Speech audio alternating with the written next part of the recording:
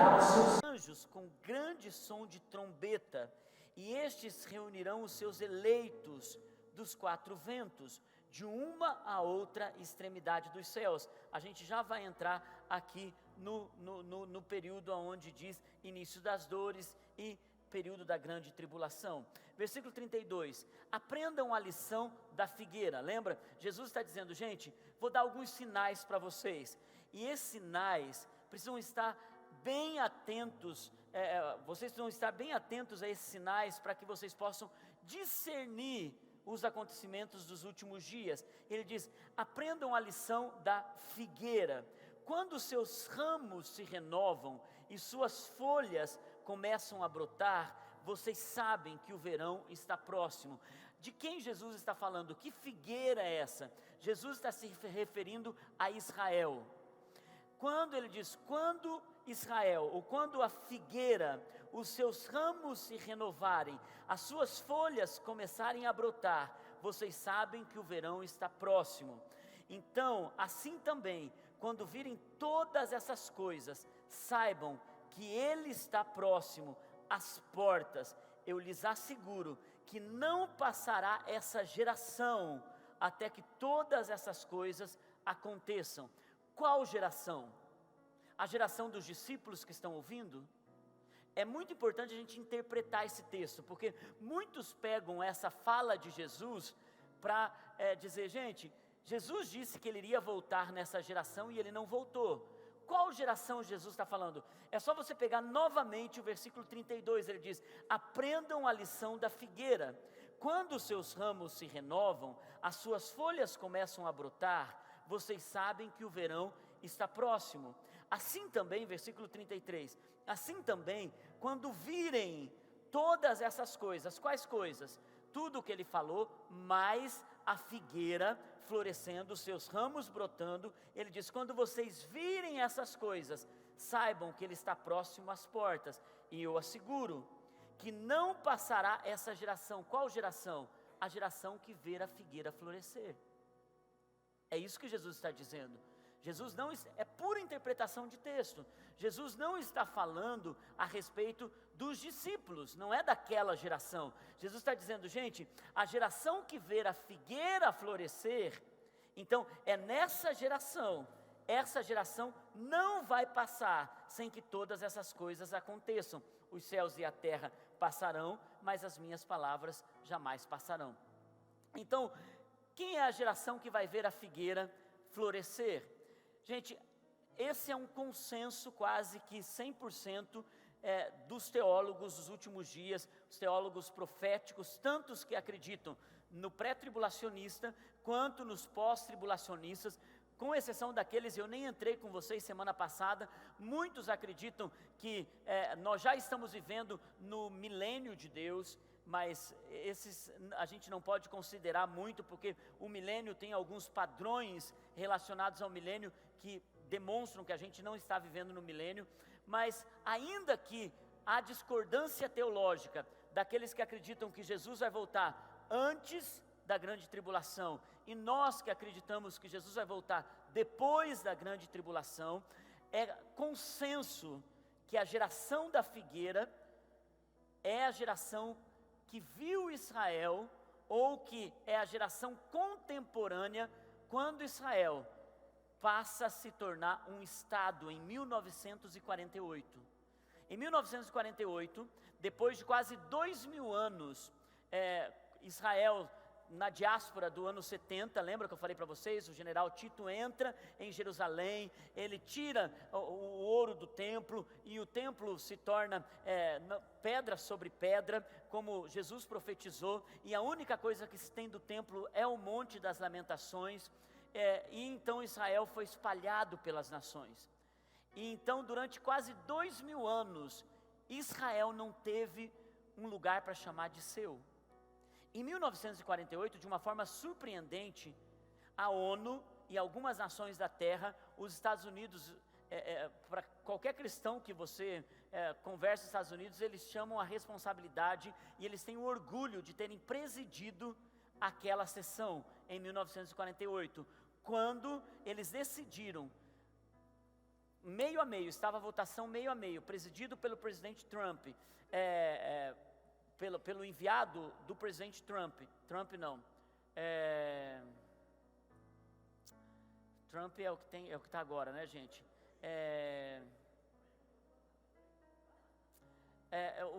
O presidente que doou as terras para a casa de oração em Kansas. Puxa, me fugiu o nome, mas enfim, eu vou logo lembrar desse nome. Se você tem aí, fácil, só coloca assim, ó, presidente dos Estados Unidos em 1948. Avenida em homenagem, lá em Kansas, em homenagem a esse presidente. Mas enfim, ele e o seu embaixador estavam presidindo a sessão da ONU. E o nosso embaixador estava lá, Oswaldo Aranha. E é por isso que esse nome é tão famoso. Aqui no Brasil tem até um prato chamado Oswaldo Aranha, né? Bem famoso. A Denise, que entende de cozinha, sabe muito bem disso. E o que acontece é que estava meio a meio a votação e precisava de um voto de Minerva. E Oswaldo Aranha, então, dá um sim para que Israel se torne um Estado novamente. E o que acontece é, de 1948 para cá, os judeus estão voltando para Jerusalém, estão voltando para Israel, e Israel se torna esse pequeno espaço territorial que todas as atenções do mundo estão para lá. Agora, imagine você, até 1948 não havia um Estado, em 1948 acontece essa profecia, se cumpre essa profecia, a figueira floresce, os brotos começam a aparecer, e Jesus disse, gente, não passará a geração que ver isso.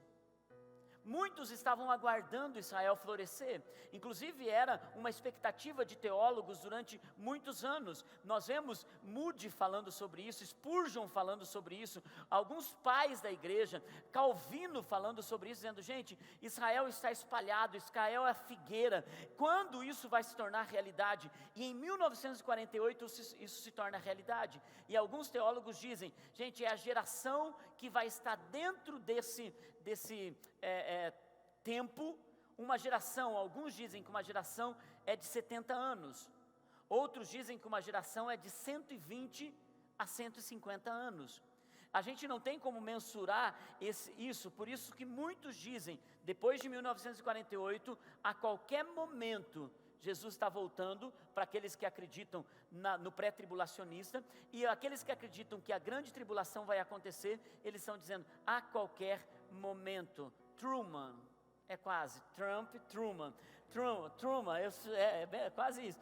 Então, Truman, eles têm o maior orgulho, inclusive tem uma história profética do movimento de oração, e é por isso que lá em Kansas, Deus prometeu há 40 anos que o movimento de oração nasceria em uma pequena cidade, e o presidente Truman daria uma propriedade para eles, e aconteceu isso há 15 anos atrás. O presidente Truman vendeu para alguns judeus, e os judeus acabaram doando essa grande área para o movimento de oração lá em Kansas City. Uma história profética lindíssima, mas não é o caso da gente falar sobre isso. Mas você pensa, gente, em 1948 se cumpre essa palavra profética, e é por isso que muitos estão dizendo, olha, Jesus está às portas, a qualquer momento vão começar a se manifestar os ais ou as taças, a manifestação do anticristo, e é por isso que a gente precisa ficar muito atento aos sinais que começam a vir a partir de agora. Versículo 36, quanto ao dia e a hora, ninguém sabe, nem os anjos dos céus, nem o Filho, senão somente o Pai. Pastor, mas então se ninguém sabe o dia e a hora, como a gente pode saber que algumas manifestações vão acontecer, que vão nos sinalizar que está apontando para esse momento? Queridos, nós não sabemos o dia nem a hora, mas esses sinais vão se dar com clareza, e eu vou mostrar para vocês daqui a pouco dentro dos textos que nós passamos ali naquele plano geral. Como foi nos dias de Noé, assim também será na vinda do Filho do Homem. Noé não sabia em que momento se daria o dilúvio, mas ele estava esperando o Senhor, ele estava esperando com clareza a vontade do Senhor. Mas o Senhor deu sinais para eles antes desse dia acontecer. O Senhor começou a dizer: Noé, se prepare, porque ele tinha o Espírito do Senhor, se prepare, eu vou mandar os animais. Ele teve tempo de chamar sua casa, ele teve tempo de se preparar para entrar na arca. Assim também vai acontecer com a igreja. A igreja não vai ser pega de surpresa, como alguns pensam. E é por isso que os dois sentimentos precisam ter muito cuidado. O sentimento de quem está aguardando a volta de Jesus a qualquer momento, e ele vive numa expectativa quase que com medo, ou não querendo construir uma história aqui nessa terra, porque Jesus pode voltar a qualquer momento, e aqueles que acreditam que Jesus pode voltar depois da manifestação do anticristo e vai ter tempo para se preparar para isso. Isso pode ser uma grande tolice, gente. Você pensar assim: gente, mas e se eu sei que primeiro vai se manifestar o anticristo, eu não preciso levar uma vida comprometida com o evangelho dessa forma, com que se ele volta a qualquer momento. Ele pode não voltar a qualquer momento com a vinda do anticristo, mas ele pode voltar para você a qualquer momento. Você pode voltar agora para você. Ao sair daqui com um acidente de carro, ele pode voltar para você agora, a qualquer momento. E é por isso que ele nos ensina logo depois desse capítulo, no capítulo 25, sobre as virgens vigilantes. A gente precisa estar atento, carregando óleo. A gente não está sem vigia, a gente está vigilante. E é por isso que ele vai nos dar sinais, porque nós somos filhos do dia. Diga comigo: eu sou filho do dia, filho da luz. E olha o que continua dizendo: pois nos dias anteriores ao dilúvio, o povo vivia comendo, bebendo, casando-se e dando-se em casamento, até o dia em que Noé entrou na arca, e eles nada perceberam, até que veio o dilúvio e os levou a todos. Assim acontecerá na vinda do Filho do Homem: 2 homens estarão no campo, um será levado e outro deixado. É o momento do arrebatamento. 2 mulheres estarão trabalhando no moinho, uma será levada e a outra será deixada. Portanto, vigiem, porque vocês não sabem em que dia virá o seu Senhor. Mas entendam isso: se o dono da casa soubesse a que hora da noite o ladrão viria, ele ficaria de guarda e não deixaria que a sua casa fosse arrombada. Assim, vocês também precisam estar o quê? Preparados. Vocês precisam estar preparados, porque o Filho do Homem virá numa hora em que vocês menos esperam. Quem é, pois, o servo fiel e sensato, a quem seu Senhor encarrega dos da sua casa para lhes dar alimento no tempo devido? Feliz o servo que seu Senhor encontrar fazendo assim quando voltar. Garanto-lhes que ele o encarregará de todos os seus bens. E aqui está falando sobre a recompensa que esse servo vai receber no milênio. Mas suponham que esse servo seja mau e diga a si mesmo: meu senhor está demorando. Então comece a bater em seus conservos e a comer e a beber com os beberrões. Esse é aquele que não vigia.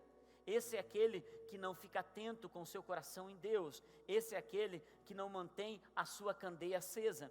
O senhor daquele servo virá num dia em que ele não o espera, e numa hora que não sabe, ele o punirá severamente e lhe dará lugar com os hipócritas, onde haverá choro e ranger de dentes. E aqui fala sobre uma eternidade longe de Jesus.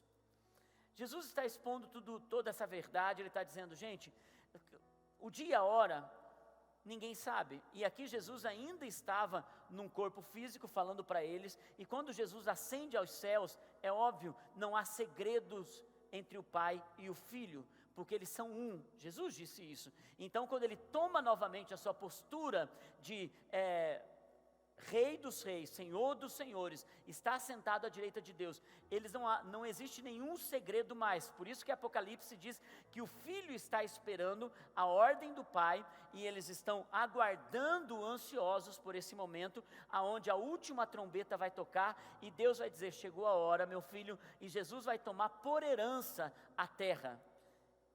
porque a hora que Jesus receber em suas mãos as escrituras da terra, que é o pergaminho, a autoridade para descer e governar sobre essa terra, nesse momento se dá a vinda do Filho do Homem. E então os momentos que isso vai se dar estão descritos naquilo que a gente passou para vocês. Coloca o plano geral de novo para mim, Rodrigo, faz favor. Nós lemos Mateus 24, demos um plano geral, e agora a gente vai entrar detalhando esses 4 pontos, ou 4 sessões. Na verdade, Apocalipse é dividido em 7 sessões, mas nós vamos trabalhar num plano geral de 4 sessões sobre a volta de Jesus.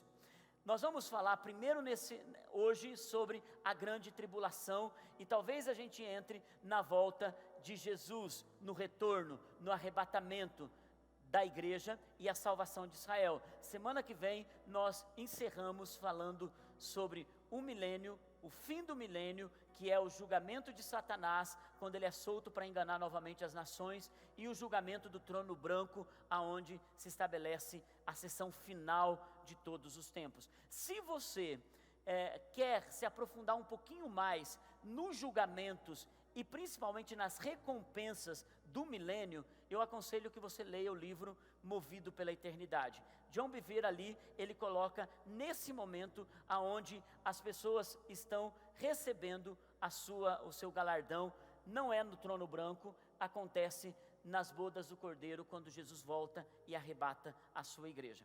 Só para a gente poder entender isso. Então, hoje nós vamos trabalhar sobre o período da grande tribulação, que é um período de 7 anos.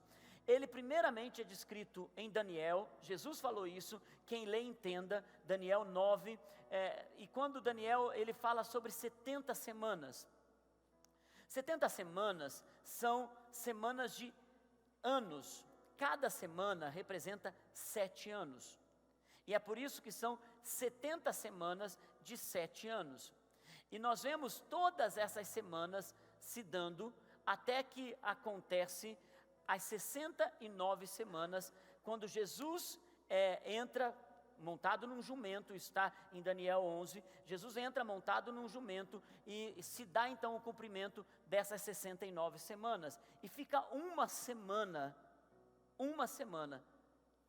que fica uma lacuna, que ele diz, acontecerá no final dos tempos, que é um período de 7 anos, que vai haver a manifestação do homem iníquo, que vai acontecer a manifestação do anticristo. Jesus, ele coloca isso, ele diz, gente, vocês verão isso acontecendo, quando acontecer o sacrilégio terrível no templo, dará início à manifestação desse anticristo, que o apóstolo Paulo chama ele de anticristo. Então vamos para as escrituras sagradas. Nós vemos que o que nós estamos vivendo é o início das dores, e isso vai cada vez se tornar no nível mundial, global. É por isso que a gente não pode considerar assim, gente, algumas tragédias sempre aconteceram, nação contra nação, pai contra filho, filho contra pai, isso sempre teve, pastor. Mas os acontecimentos descritos em Mateus 24, lembre-se, nível global. Então, quando acontece isso no nível global, mais terremotos, mais pestes, mais fome, alguns estudiosos dizem assim, que a grande tribulação só não chegou para o Ocidente. A grande tribulação está na Ásia, já está no Oriente Médio, já está a Líbia, a Eritreia, alguns países muçulmanos, os cristãos lá já estão passando pela grande tribulação.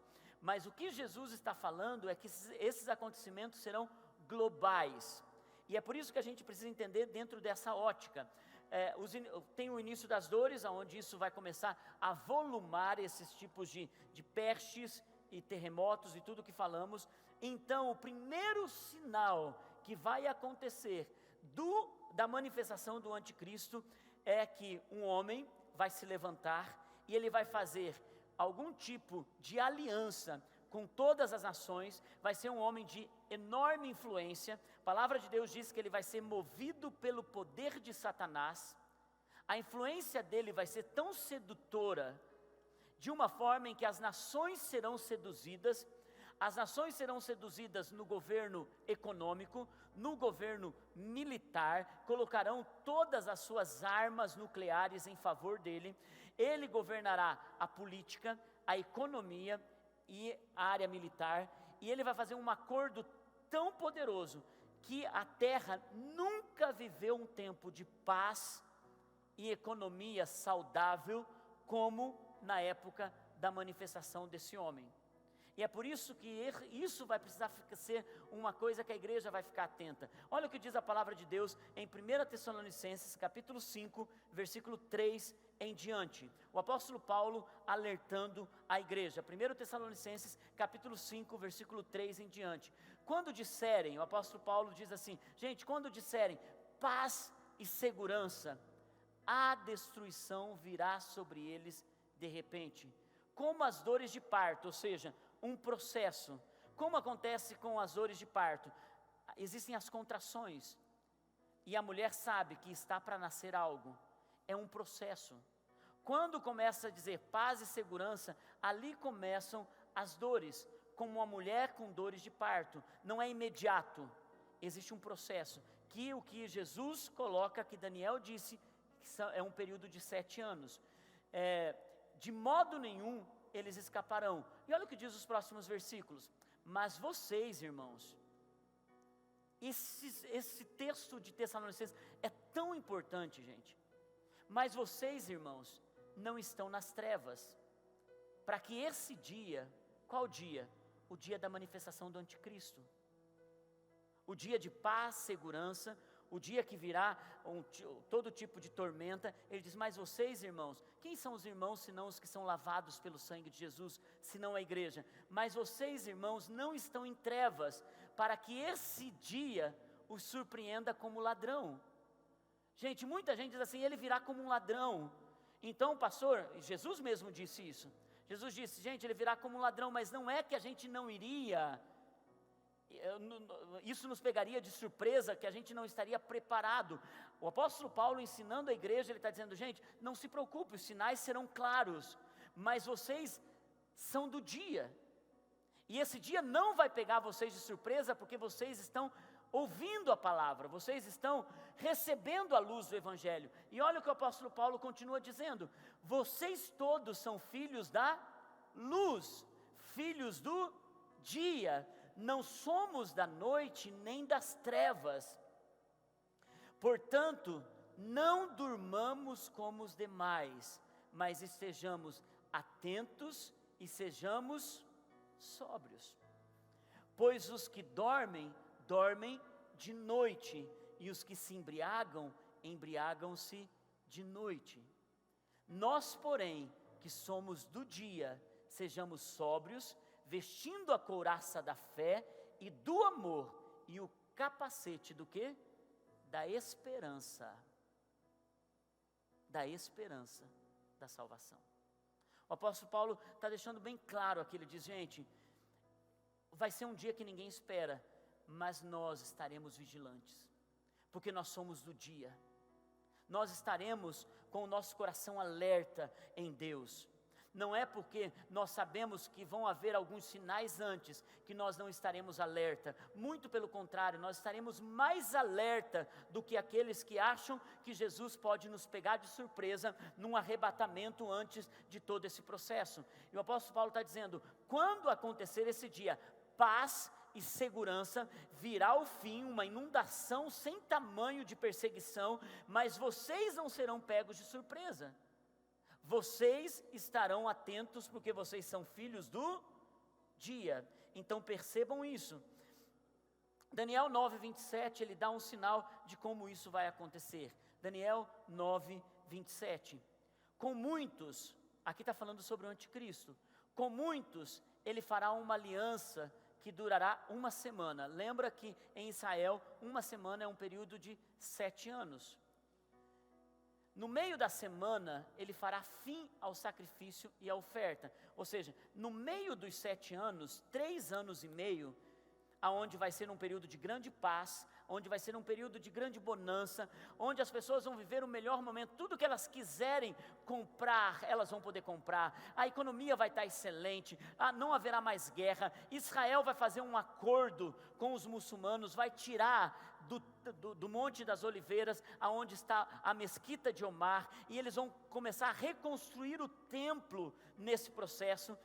Israel já está pronto para reconstruir esse templo em velocidade máxima, e eles vão começar a reconstruir esse templo, e depois de reconstruído o templo, o próprio anticristo, ele vai no meio desse período de 7 anos, ou seja, 3 anos e meio, para Israel e para nós será um sinal, ele vai romper o sacrifício e as ofertas e a adoração que Israel está fazendo agora no seu novo templo. Porque Israel, o que ele está esperando? Em 1948, aconteceu o retorno de Israel. Por que você acha que as nações todas, gente, para uma terra desse tamanhinho, tem a atenção de todas as nações para Israel? Todos os dias, quase no jornal, se fala sobre Israel. É impressionante como todas as palavras proféticas estão indicando para que, quando isso acontecer, Israel, que vai fazer agora um acordo, o próximo sinal é o homem que vai começar a reestruturar a economia, e tudo isso vai fazer um acordo de Israel com os muçulmanos. E serão 3 anos e meio onde as pessoas não vão estar preocupadas com mais nada, a não ser viver o melhor momento que elas viveram em toda a terra. E a igreja vai estar atenta a isso. A igreja vai estar vigilante, porque vai ser o período de maior evangelismo, de maior movimento espiritual, de maior... Eu estava ouvindo um pastor, há algum tempo atrás, que ele acredita que os crentes serão arrebatados antes da grande tribulação. E ele diz assim, e alguém faz uma pergunta para ele, diz: pastor, e quem vai ficar pregando durante a grande tribulação? Ele diz: por isso, irmãos, vocês precisam ofertar muito para a igreja, para que a igreja possa gravar todo tipo de DVD que possa ter, porque nos últimos dias os DVDs vão pregar. Durante a grande tribulação, quem vai pregar vai ser os DVDs, porque a gente não vai poder confiar nos irmãos que não foram fiéis, nem no período que a igreja estava no tempo da graça. Eu já nunca tinha ouvido isso, que Jesus ia usar os DVDs para pregar no período da grande tribulação. Mas tem tempo, tem coisa para tudo, enfim. Mas, gente, no meio dos 7 anos, o anticristo vai quebrar essa aliança, e vai romper com todo tipo de sacrifício. E daí Israel vai perceber, opa, esse é um homem que está se opondo à nossa fé. E daí, depois de 3 anos e meio, começará o tempo de pior tormenta, o tempo mais terrível que as nações puderam enfrentar. Porque durante 3 anos e meio, ele vai organizar para que as pessoas possam se preparar para a marca da besta, aonde ele vai implantar o sistema de que você só pode comprar e vender se tiver a marca da besta. E é por isso que ficará insustentável a vida da igreja aqui na terra. E é por isso que Jesus disse: gente, esse período será abreviado, porque senão nem os eleitos suportariam. Mateus 24. E é um período mesmo de 3 anos e meio. 3 anos e meio anteriores à implantação, e a igreja vai estar alerta. E a igreja vai manifestar com poder. Nesses primeiros 3 anos e meio, o anticristo vai preparar, e havia tanta tolice em relação à preparação da marca da besta. Eu não sei quantos de vocês lembram quando foi implantado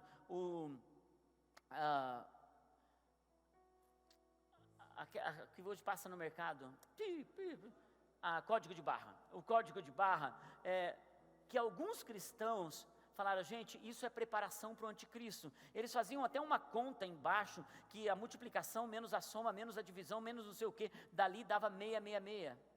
Então eles dizem: nunca compre produto que tenha código de barra. Isso aconteceu lá atrás. Nunca compre um produto que tenha código de barra, porque você já está fazendo um acordo com o anticristo. Não vai ser assim o acordo com o anticristo. Algumas pessoas, gente, não seja inocente espiritualmente, ficar divulgando esse tipo de vídeo, do tipo assim, a Dilma quer implantar o chip do tamanho do negócio de arroz, não sei o que, gente, isso é pura tolice isso, e crente que espalha isso, demonstre maturidade espiritual. Por quê? Porque quando acontecer a obrigatoriedade da marca da besta para comprar e para vender, já se preparou um ambiente de acordo tão poderoso, tão incrível, que as pessoas, elas vão assinar um contrato de acordo com o anticristo. Não vai ser obrigado, você vai ser, depois que assinou, você vai ter realmente essa obrigação de manter a tua fidelidade. Você não, as pessoas que assinarem isso. E é por isso que nós vamos estar atentos nos últimos dias. Hoje você não é você. Hoje você é um número, você já é um número. Quando as pessoas perguntam sobre você, elas perguntam, qual é o seu CPF? Não é o seu nome, qual é o seu CPF? Da mesma forma, se daqui a alguns anos começarem a implantar um chip na mão, ou em qualquer outro lugar do corpo, para que você passe pelos aeroportos, para que você possa comprar de alguma forma, pastor, você aceitaria esse chip? É claro que eu aceitaria. Porque a marca da besta não vai ser assim, você tem esse chip, agora você é da besta. Não, vai ter uma implantação de um sistema, e você vai ter que fazer um acordo, não só de compra e venda, você vai ter um acordo de adoração. E é isso que o sistema vai colocar, se você adora, você pode comprar e vender. Se você não adora, você não pode comprar nem vender. Então, nós não podemos ser esse tipo de povo que a primeira tecnologia que se parece com aquilo que tanto foi divulgado, a gente vai ficar, porque isso ficou uma coisa muito feia para muitos cristãos que depois tiveram que voltar atrás e comprar e vender com o código de barra. A manifestação, e alguns pastores dizem, gente, não se tem ideia de qual vai ser o sistema tecnológico para que o anticristo manifeste a marca da besta. Algumas pessoas dizem o chip, e daqui a alguns anos vão dizer, gente, chip é coisa de 2019, de tão ultrapassado que é, porque a tecnologia que vem pela frente, chip, talvez seja uma laminazinha, não tenho ideia do que vem na tecnologia, porque há 20 anos você não podia imaginar que a internet poderia fazer você experimentar o que você experimenta hoje. A tecnologia que vem por aí é muito superior ao que nós podemos imaginar. É por isso que Jesus, ele disse, gente, aquele que tem revelação entenda, fiquem atentos. Então, 3 anos e meio de paz e segurança, e então depois disso, começam os próximos 3 anos e meio, que são os próximos 42 meses. 2 Tessalonicenses, capítulo 2, versículo 3 em diante, segunda carta aos Tessalonicenses, capítulo 2, versículo 3 em diante. Diz assim, não deixem que ninguém os engane de modo algum. Antes daquele dia virá a apostasia. Então o apóstolo Paulo está dizendo, gente, fiquem atentos, porque antes daquele dia acontecer, haverá uma apostasia. O que é uma apostasia? Se afastarão da fé. Muitos se afastarão do verdadeiro evangelho. Antes daquele dia começará isso. E então será revelado o homem do pecado. Ou seja, a apostasia vem, será revelado o homem do pecado, filho da perdição, que é o anticristo. Versículo 4. Este, quem? O anticristo, se opõe e se exalta acima de tudo que se chama Deus, ou que é objeto de adoração, chegando até a sentar-se no santuário de Deus, proclamando que ele mesmo é Deus. Metade dos 3 anos e meio, o anticristo tendo favor de todas as nações, o anticristo tendo favor de Israel, dos muçulmanos, o anticristo tendo todo o governo sobre ele, e ele vai fazer o que? Ele vai se assentar no trono de Deus, no templo construído pelos judeus. Ele vai se assentar ali. Alguns, dentro até daquilo que nós cremos, que Jesus vai voltar depois da grande tribulação, acreditam em uma coisa que a gente precisa ficar atento. Eu não considero isso, mas eu preciso falar para vocês. Alguns dizem que o anticristo talvez não se assente no trono de Israel, mas o anticristo se manifeste, porque a igreja vai ser tão gloriosa nos 3 anos e meio da grande tribulação, que o anticristo se levante como um cristão evangélico. E ele vai se manifestar do meio da igreja para fazer um acordo entre Israel e entre os muçulmanos, e o que todo mundo espera que será, lembra essa história absurda de que vai ser o Papa? Que é não sei o que do número, não sei o que do Papa. Gente, é uma grande tolice isso. Porque pode ser alguém da igreja católica, mas pode ser alguém muçulmano, pode ser alguém judeu. E alguns teólogos têm pensado que, porque o trono de Deus hoje é a igreja é o trono de Deus. E alguns têm dito, gente, ele vai se manifestar, e tem um pouco de coerência isso. Um evangélico vai se levantar, vai fazer um acordo entre Israel e os muçulmanos, porque de alguma forma, um cristão evangélico, ele tem uma graça para poder fluir em um dinamismo econômico entre essas nações. Por exemplo, o Brasil é um país à parte das nações da terra. Ele tem acesso à maioria dos países muçulmanos, sem visto, e ele tem, em Israel, a entrada de todo brasileiro é bem-vindo.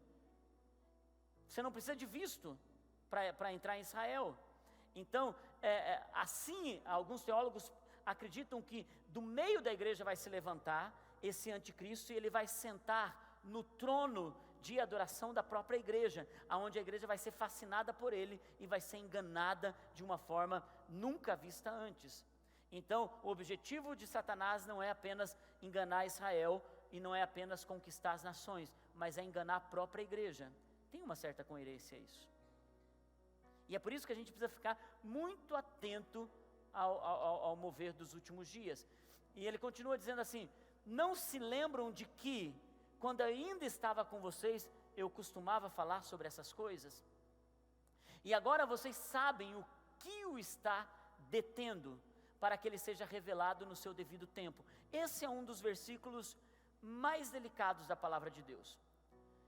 Porque os que acreditam na grande tribulação, na volta de Jesus antes da grande tribulação, diz assim, gente, quando a igreja for tirada e o Espírito Santo for tirado da terra, então o anticristo vai se manifestar. O anticristo não pode se manifestar antes da igreja e do Espírito Santo ser tirado da terra.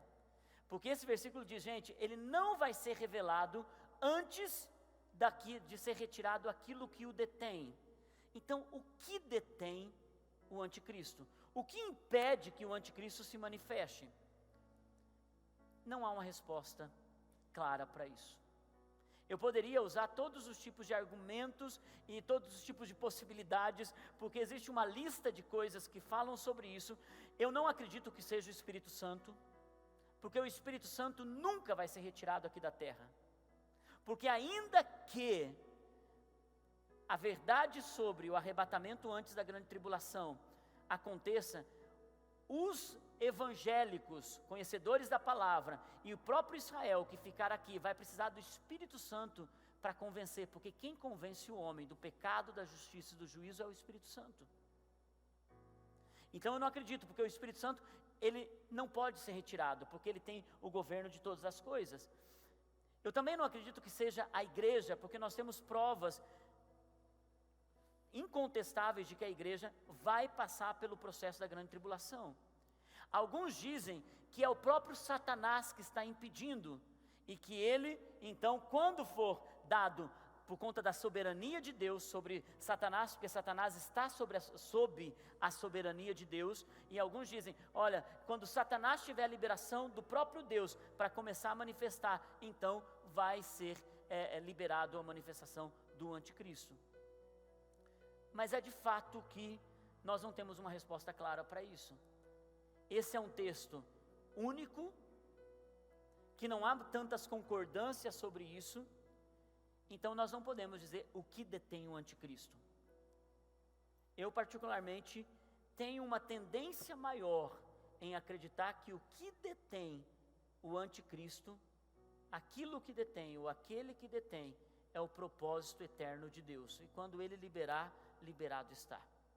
Então, não tem um romantismo em cima disso, para que a gente possa ficar colocando isso. A verdade é que o mistério da iniquidade, ele já está em ação, o apóstolo Paulo diz. E de fato, já estava em ação quando o apóstolo Paulo escreve essa carta e continua em ação nesse período, restando apenas que seja afastado aquele que agora o detém. O apóstolo Paulo coloca isso e a gente não tem maiores explicações sobre isso. Queridos, nesse período de 42 meses finais, ou os últimos 3 anos e meio, nós vemos as taças de Deus sendo derramadas, os 7 selos sendo liberados, as trombetas sendo tocadas, e então chega a ira de Deus. O apóstolo Paulo, em um texto em Romanos, diz que nós não passaremos pela ira de Deus. E eu entendo que quando estiver o maior momento de tribulação violento, chegando no final dos 3 anos e meio, aonde a igreja já vai estar vendo seus mártires, como em Atos, e eu expliquei para vocês semana passada, como a igreja de Atos, quando a igreja estiver enfrentando o maior momento de tribulação, vendo os seus amados líderes e seus cristãos mais genuínos sendo expostos e tendo que morrer para não negar a sua fé, aonde vai acontecer o maior derramamento de sangue dos cristãos em um espetáculo público, como aconteceu no Novo Testamento, na igreja primitiva. Nesse período, quando a igreja não estiver aguentando mais, então acontecerá a volta de Jesus, quando acontecerá o toque da última trombeta, da trombeta de Deus. Isso tudo você encontra nesses textos que nós colocamos para vocês no plano geral escatológico, em Apocalipse capítulo 6, em Apocalipse capítulo 8, em Apocalipse capítulo 9 e Apocalipse 16. Por isso eu pedi a vocês semana passada, se vocês lerem esses textos, isso ficará um pouquinho mais claro para vocês, essa linha do tempo. E nesse período onde é destravado todos esse agir de Deus, queridos, por que Deus vai tratar durante 7 anos com a terra? Porque Deus precisa tratar a injustiça, porque Deus precisa tratar a impiedade, porque o governo de Deus é justiça e paz.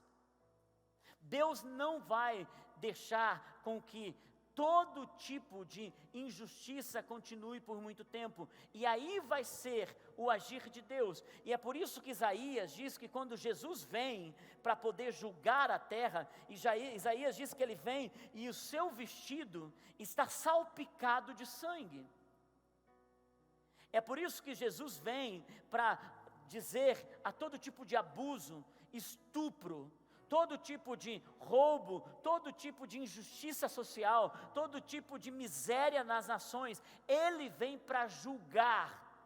E ele vai trazer, ele veio como o rei, agora humilde servo, e ele então entrega graça, misericórdia. E então a palavra de Deus diz que por que Deus está demorando? Ele não está demorando, ele está pacientemente esperando que o seu povo chegue ao arrependimento. Só que as nações, em Salmo capítulo 2, as nações vão se opor a Jesus. E em Salmo 2, que é um salmo profético, o salmista diz assim: beijem o filho, para que ele não se ire contra vocês. A única forma da ira de Deus não vir é quando as nações precisarão olhar para Jesus e ter intimidade com Ele. E é por isso que quando Ele vem, Ele vai julgar, Ele vai colocar a justiça, o governo mais puro aqui nessa terra. Quando Ele desce dos céus, Ele arrebata a igreja no final dos 7 anos. Vamos para esse momento, quando soa a 7ª trombeta. Coloca para mim o plano geral de novo, faz favor, Rodrigo. Aqui no final, quando ele soa a 7ª trombeta. Apocalipse 11, versículo 15 e versículo 18. Coloca para mim o texto. O sétimo anjo tocou a sua trombeta, e houve fortes vozes nos céus que diziam: o reino do mundo se tornou de nosso Senhor e do seu Cristo, e Ele reinará para todo o sempre. Versículo 16. Vamos para o versículo 18, porque isso. Tanto pequenos como os grandes, e vamos para o versículo 16. Vamos lá, vamos ler todo o texto, senão vai ficar fora de contexto. Os 24 anciãos que estavam assentados em seus tronos diante de Deus, prostraram-se sobre seus rostos e adoraram a Deus.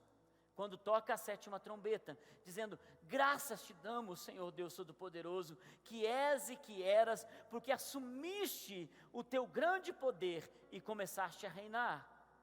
As nações se iraram e chegou a tua ira. Então é nesse momento, os 24 anciãos, na eternidade, se dobram diante de Deus. Jesus se levanta do seu trono e eles começam a declarar: Senhor, agora as nações se iraram contra ti, mas chegou o tempo da tua ira. Chegou o tempo de julgares os mortos e de recompensares os seus servos, os profetas, os teus santos e os que temem o seu nome. Versículo 19, tem aí? Eu acho que... E tanto pequenos quanto grandes, e de destruir os que destroem a terra. Queridos, esse é o momento aonde se une ao propósito da volta de Jesus. A volta de Jesus é um momento dramático na eternidade, mas também um momento dramático aqui na terra. Vamos ver o que acontece aqui na terra. Apocalipse 1, 7. Como se dará essa volta de Jesus? Eis que ele vem com as nuvens, e todo olho o quê? Verá. A volta de Jesus, nós não cremos em duas voltas de Jesus. Nós não cremos que uma é para a igreja e uma é depois da grande tribulação. Nós cremos numa só volta de Jesus, e todo olho verá. Aonde as pessoas estiverem no final da grande tribulação, todo olho o verá. E até mesmo aqueles que os transpassaram. E algumas pessoas dizem: isso se refere aos judeus.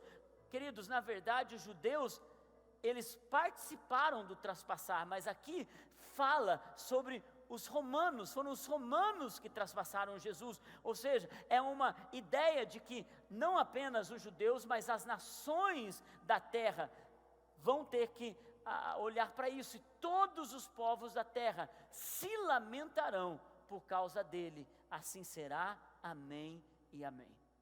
Quando João vê isso, e ele vê Jesus falando sobre isso, ele diz: Jesus, é isso que vai acontecer. A sua volta todo olho verá, e as nações vão se lamentar por não ter adorado ao Senhor. Vamos continuar em 1 Tessalonicenses capítulo 4, versículo 13 até o 18.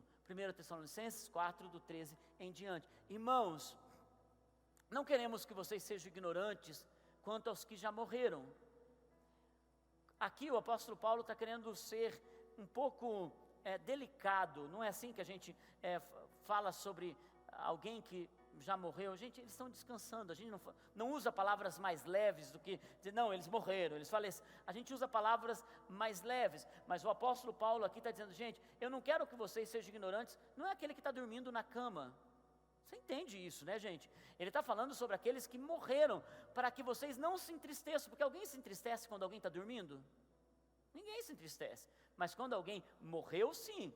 Para que não se entristeçam como os outros que não têm esperança. Se cremos que Jesus morreu e ressurgiu, cremos também que Deus trará, mediante Jesus, e com Ele, aqueles que nele morreram, aqueles que nele dormem. Então, segurando nesse texto, o apóstolo Paulo está dizendo: gente, não fiquem entristecidos, nem decepcionados. Todos os que morreram, Jesus vai trazer com ele quando ele voltar. Todos que morreram em Cristo, ou todos que morreram em esperança, todos que morreram em fé em Deus, que estão com Deus, voltará com Jesus no dia da sua vinda. Como vai acontecer?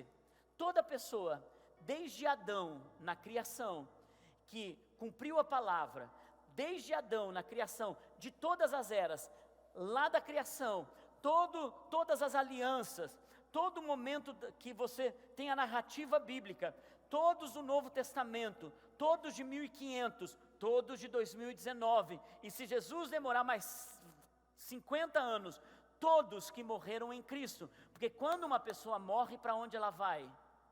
Para onde ela vai, gente, quando uma pessoa morre? Em Cristo Jesus. Que medo que me deu agora, o silêncio foi mortal agora, gente. Quando uma pessoa, se você morrer em Cristo Jesus, para onde você vai? Gente, para onde? Para o céu. Para o céu, pelo menos eu vou para o céu. Agora você, com essa dúvida, eu não tenho tanta. Porque lembra do ladrão na cruz? Jesus disse: hoje mesmo estarás comigo no paraíso. O paraíso, na verdade, é o céu de Deus. É esse lugar. Algumas pessoas dizem que uma pessoa quando morre, ela fica no lugar de dormência da alma. Uma pessoa, ela fica esperando o dia da volta de Jesus. Não, imediatamente essa pessoa está com Jesus no céu. Hebreus, inclusive, diz que nós estamos rodeados de grandes testemunhas. Toda pessoa que morreu em Cristo Jesus está agora mesmo com Jesus. Está vibrando, é isso que Hebreus diz, que eles estão torcendo por nós. Eles estão lá, é até incrível isso, porque se a gente não cuidar, a gente pode ter uma interpretação tão carnal e tão religiosa, dizendo: então eu estou pedindo para eles me ajudarem a levar uma vida mais leve. Não, a Bíblia só diz que há uma nuvem de grandes testemunhas torcendo, dizendo: vão, segue em frente, vão lá, pela sua fé, pelo seu exemplo. E eles estão lá, então nós devemos seguir esse exemplo dessas testemunhas. Por quê? Porque, queridos, toda pessoa que morre em Cristo Jesus, ele está imediatamente na eternidade. E lá na eternidade, eles estão aguardando esse dia. Eles estão aguardando o dia da última ressurreição.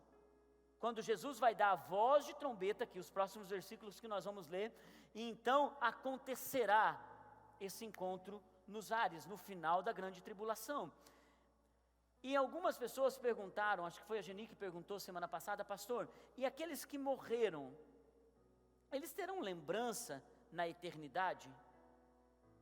Lembra que quando uma pessoa que morre, ela ainda não tem o corpo glorificado, ela só vai receber esse corpo glorificado no retorno de Jesus aqui para a terra, porque todos eles ressuscitarão primeiro, no sentido de ter o corpo, e nós, os que estivermos vivos, na hora do arrebatamento, nós vamos ter um encontro com Jesus nos ares, sermos transformados, segundo o padrão de 1 Coríntios 15, que eu pedi para vocês ler. Se semeia em um corpo corruptível e recebe um corpo incorruptível.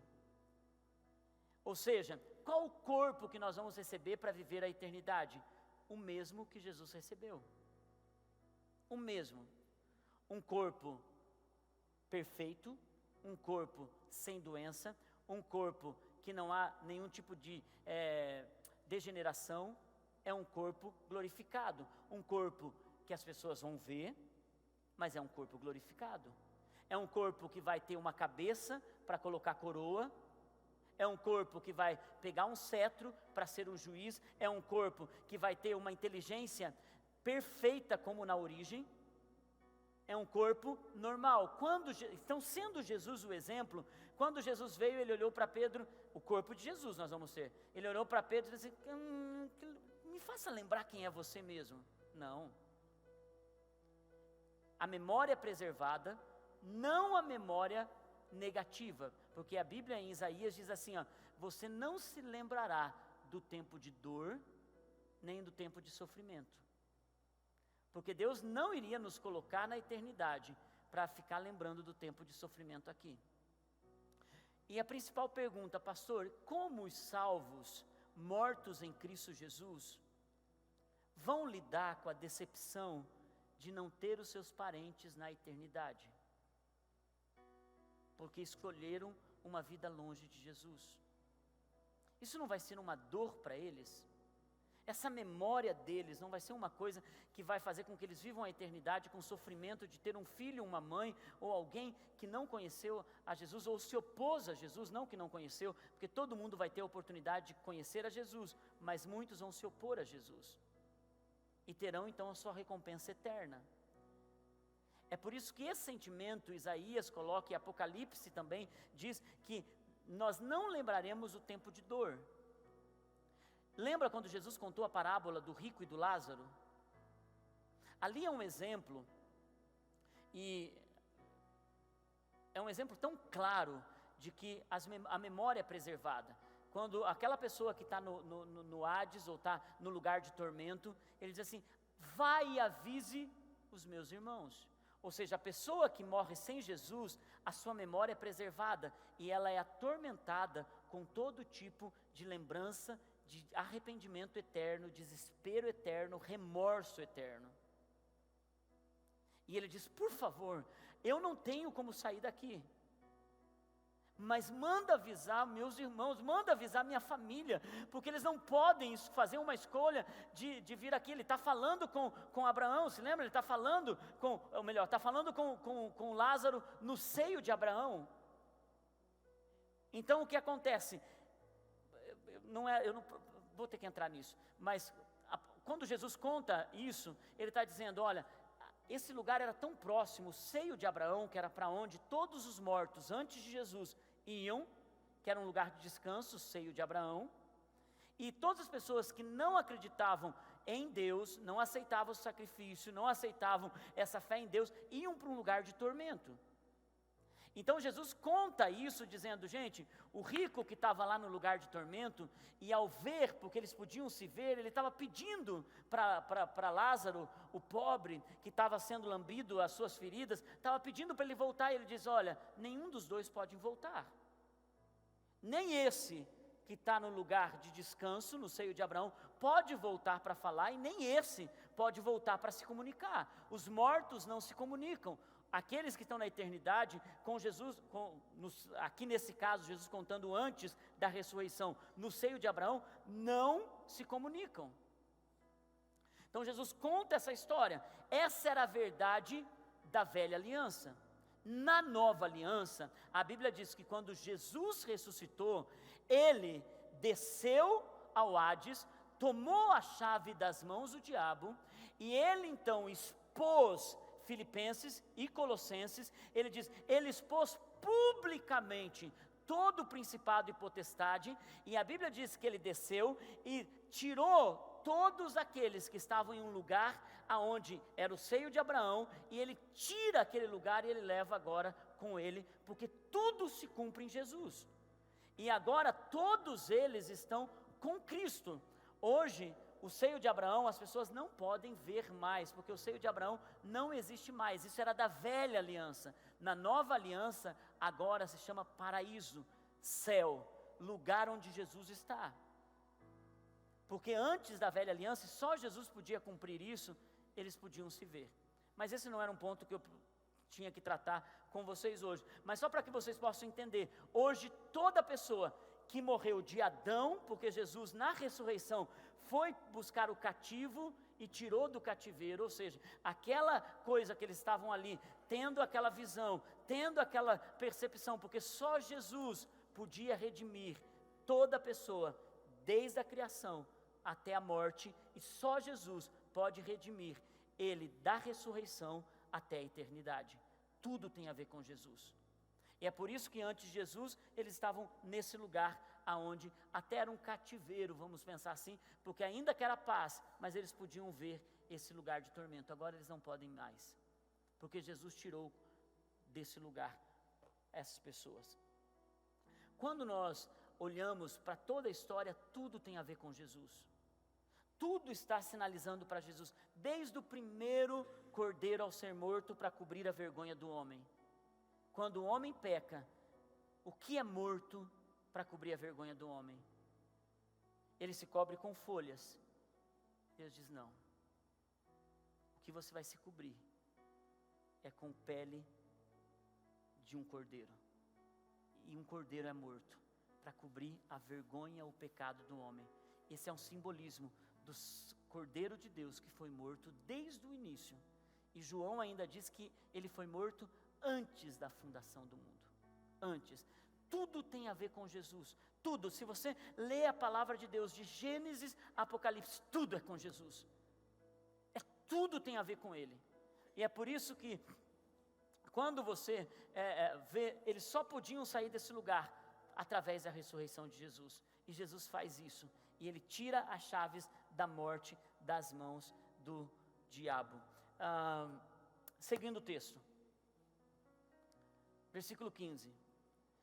Dizemos a vocês pela palavra do Senhor que nós, os que estivermos vivos, então o apóstolo Paulo está dizendo, gente, aqueles que estiverem vivos, e ele tinha essa esperança por conta de toda a tribulação que eles estavam vivendo, diante de toda a perseguição. Alguns dizem que na cabeça dos apóstolos naquele momento, a perseguição era tão violenta e a manifestação dos imperadores naquele nível era tão forte, porque não se tinha todas as informações que nós temos pela internet. Na cabeça deles, tudo estava sendo direcionado para que o anticristo fosse um dos imperadores.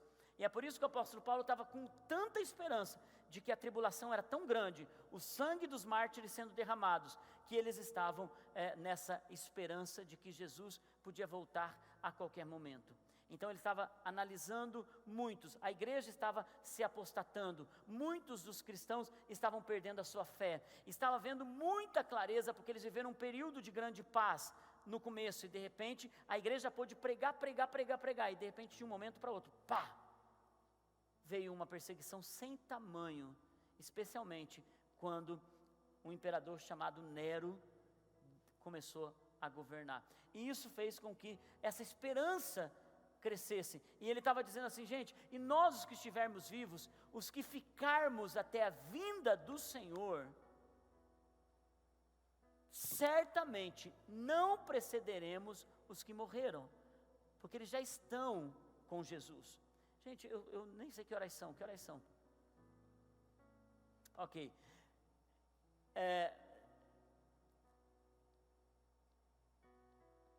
Certamente não precederemos os que morreram, porque eles já estão com Jesus. Versículo 16.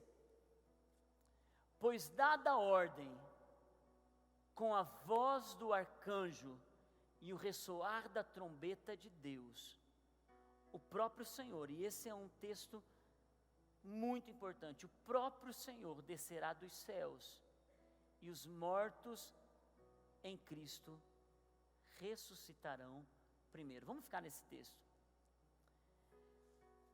Vamos fazer um exemplo dramático aqui dessa situação. Jesus está na eternidade, está no céu, todos os mortos em Cristo estão lá com Ele, todos esperando, os serafins, querubins, os 24 anciãos, estão ali aguardando o momento auge de todo o drama do retorno de Cristo. E Deus em algum momento vai dar o sinal para que o arcanjo levante a sua voz e ressoe a trombeta. E vai ser nesse momento aonde Deus vai dar a ordem que está com Jesus assentado no trono, vai dizer, chegou a hora de você tomar a terra por herança. Chegou a hora, meu filho, de tudo que nós falamos se cumpra. E é nesse momento da eternidade vai soprar a última trombeta. E nesse momento, os céus que estavam aguardando esse momento de eternidade a eternidade, os céus vão se manifestar, os 24 anciãos vão vão de joelhos dizer, chegou a hora do governo do nosso rei, chegou a hora da autoridade onde ele vai tomar todas as nações. Aquele texto que nós acabamos de ler, sobre as nações vão se irar, mas a ira de Deus vai descer sobre a terra, e é nesse momento que há o grande ápice de tudo o que se viveu até agora. Nessa hora, Jesus vai dizer, sim, Pai, estou pronto para tomar a terra por herança. E é nessa hora que há o toque da última trombeta. E então Jesus vai descer dos céus. Os mortos em Cristo, eles ressuscitarão. O que é ressuscitar? É ter o corpo glorificado para se manifestar nessa terra. Qual é o corpo glorificado? O mesmo de Jesus. E é nesse momento em que eles tomam o seu corpo glorificado, porque eles não estão com esse corpo na eternidade, eles estão ainda em um outro corpo, em um outro estágio, em um outro que a Bíblia não nos diz, mas a Bíblia só diz que é nesse momento que eles ressuscitarão no corpo glorificado. E ao assumirem essa posição, eles voltam com Jesus. Eles ressuscitarão primeiro. Versículo 17. Depois nós, os que estivermos vivos, aqui nessa terra, seremos arrebatados com eles nas nuvens. E é nesse momento que o arrebatamento acontece, para o encontro com o Senhor nos ares. E assim estaremos com o Senhor para sempre. E é esse momento, o arrebatamento acontece no final de tudo aquilo que Jesus disse. O sol vai escurecer, e em Apocalipse João vê isso com mais clareza, aonde os luminares vão sair do seu lugar, aonde haverá todo tipo de situações mais terríveis na terra. No último momento, Jesus volta, arrebata a sua igreja, e então nós estaremos com Ele para sempre, em um corpo glorificado. Nesse momento, Jesus começa a julgar toda a terra. Nesse momento, Jesus começa então a estabelecer o seu reino. E daí entra o que nós vamos trabalhar na próxima semana, que é como... Deixa eu ver se é isso mesmo, se é na próxima semana. Isso mesmo. Não, nós vamos continuar aqui. Volta de Jesus, Apocalipse 19, 11 ao 16. Apocalipse 19, 11 ao 16. Vi os céus abertos diante de mim, um cavalo branco, cujo cavaleiro se chama Fiel e Verdadeiro. Ele julga e guerreia com justiça. Seus olhos são como chamas de fogo, e em sua cabeça muitas coroas e um nome que só ele conhece e ninguém mais. Está vestido com um manto tingido de sangue, o que Isaías também coloca, e o seu nome é Palavra de Deus. Os exércitos dos céus o seguiam, vestidos de linho fino, branco e puro, montados em cavalos brancos. De sua boca sai uma espada afiada, com a qual ferirá as nações. Ele as governará com um cetro de ferro. Então, quando Jesus volta, gente, Jesus volta para governar as nações. Ele pisa o lagar do vinho e o furor da ira do Todo-Poderoso. No mesmo momento que acontece o arrebatamento da igreja, a ira de Jesus começa a se manifestar sobre a terra. Versículo 16, e em seu manto, em sua coxa, está escrito esse nome, Rei dos Reis e Senhor dos Senhores. Amém. Amém. Nesse momento, é uma volta de Jesus para duas situações, para a igreja e para Israel, porque é um plano de Deus na grande tribulação para que Israel seja salvo. É o tempo em que Deus volta a tratar com Israel. É o tempo em que, por isso que muitos sinais vêm de Israel. É por isso que o anticristo se assenta no trono de Israel. É por isso que o anticristo, ele faz um acordo nos 3 anos e meio, e ele quebra esse acordo no meio dos 3 anos e meio, no meio dos 7 anos, e ao quebrar esse acordo, Israel vai se opor a ele. Israel vai começar a ouvir a mensagem da igreja. Israel vai começar a ouvir a voz da igreja. Israel vai começar a ser evangelizado pelo testemunho da igreja. Israel, quando decide seguir uma aliança, ele se entrega a essa aliança e ele não abre mão. Prova disso, que mesmo no meio do maior enfim, não consigo falar essa palavra, genocídio, era isso, né? No meio do maior genocídio que teve, Israel manteve a aliança de fazer a circuncisão nos seus filhos. Cada criança que nascia, Eles sabiam, se eu fizer a circuncisão e alguém de Hitler descobrir que é um judeu, então por que eu vou fazer aliança? Eu vou proteger meu filho, porque ele vai crescer e as pessoas vão dizer, me mostre se você é judeu. Ele abaixa a calça, ele diz, não, esse não é um judeu, porque o judeu era visto pelo quê? Pelo sinal da aliança da circuncisão. E mesmo no período mais terrível, o judeu continuou fazendo com que os seus filhos tivessem aliança, porque a aliança é mais importante do que o medo da morte, e o judeu sabe disso. E é por isso que quando o judeu, na grande tribulação, olhar para os sinais de Jesus, a igreja vai estar evangelizando, o judeu vai dizer, eu quero seguir a Cristo. E será o período de maior salvação em Israel de todas as eras, porque Deus vai tratar com Israel. Isso está dizendo Romanos capítulo 11, versículo 26. Romanos capítulo 11, versículo 26. E assim todo Israel será salvo, como está escrito, virá de Sião o Redentor, que desviará de Jacó a impiedade. Então é o momento que Deus vai tratar com Israel. E depois do arrebatamento, haverão alguns juízos aqui na terra que nós vamos falar com vocês semana que vem, para inaugurar o período do milênio. Eu quero deixar para perguntas, porque eu sei que esse é um dos momentos da aula onde surgem mais dúvidas e questionamentos sobre isso. E eu gostaria de liberar para que vocês pudessem fazer todo tipo de perguntas.